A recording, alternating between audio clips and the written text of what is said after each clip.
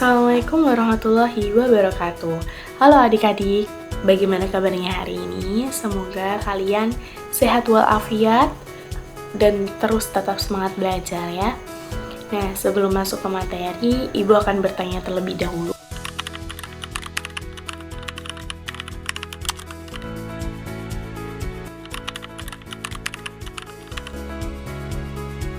Nah, dari pertanyaan ini akan berkaitan sekali di video kita kali ini, di materi kita kali ini. Nah, di video kali ini, Ibu akan membahas materi terkait membaca dan juga menyimak. Dan nantinya setelah mengikuti pembelajaran ini, kalian akan bisa menentukan tokoh, menentukan tempat dan waktu, menjelaskan peristiwa, serta menceritakan kembali sebuah cerita yang baik dan benar. Sebelum masuk ke materi, kita perlu tahu terlebih dahulu ya adik-adik, apa yang dimaksud dengan menyimak dan juga membaca.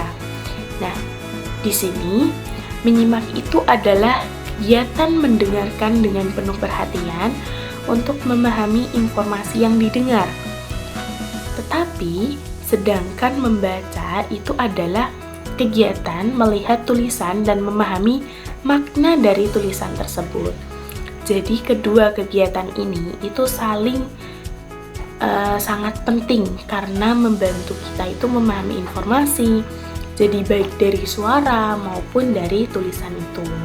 Seperti itu ya. Nah, kita sudah tahu definisi dari menyimak dan juga membaca. Lalu kita juga perlu tahu apa itu teks narasi. Nah, teks narasi di sini itu adalah teks yang berisi cerita tentang suatu peristiwa yang disusun secara berurutan. Jadi mulai dari awal, tengah, hingga akhir dengan urutan yang jelas. Nah, jadi dengan urutan itu, maka cerita itu akan bisa dipahami, akan mudah dipahami oleh pembaca maupun pendengar, seperti itu. Nah, kita sudah tahu definisi membaca, kita sudah tahu definisi menyimak, kita sudah tahu definisi teks narasi. Lalu di dalam teks narasi itu ada yang namanya unsur cerita. Unsur cerita di sini itu ada tokoh. Tokoh itu adalah pelaku dalam cerita. Nah, yang kedua itu ada tempat. Tempat itu adalah lokasi terjadinya cerita. Yang ketiga ada waktu. Waktu itu adalah kapan peristiwa itu terjadi. Yang terakhir itu ada peristiwa. Peristiwa itu adalah kejadian apa yang dialami tokoh di dalam cerita tersebut. Nah, dengan memahami unsur-unsur ini itu membantu kita mengetahui isi cerita dengan lebih jelas. Nah, kita sudah tahu unsur cerita juga. Lalu kita lanjut ke contoh menyimak. Nah, contoh menyimak di sini Ibu akan bacakan judul cerita Si Kancil yang Cerdik. Nah, pada suatu hari si kancil berjalan di hutan. Pada pagi hari, ia merasa lapar dan ingin mencari makanan. Kancil melihat kebun mentimun milik petani. Ia masuk diam-diam dan memakan mentimun. Tiba-tiba petani datang. Kancil segera berlari dan berhasil kabur.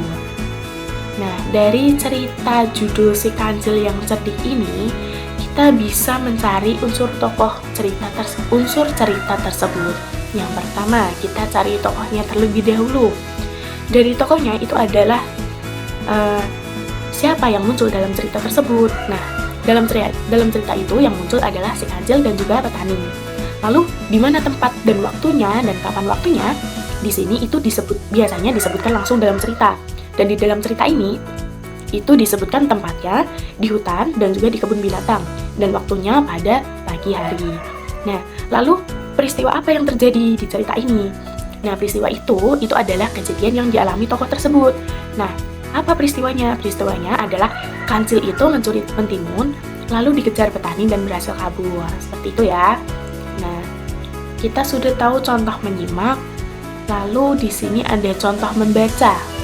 Dengan judul cerita bermain di taman. Selain Ibu membacakan, adik-adik di rumah juga membaca teks tersebut ya, teks ini ya. Nah, sore hari, Budi dan teman-temannya bermain di taman. Mereka bermain ayunan dan perosotan. Tiba-tiba hujan turun. Nah, mereka segera pulang ke rumah. Dari teks ini, kita bisa menentukan unsur cerita, tapi kita akan membahas dua unsur cerita. Yang pertama, kita akan mencari tokoh. Tokoh itu adalah orang yang melakukan kegiatan di dalam cerita tersebut. Nah, di sini siapa tokohnya? Benar sekali.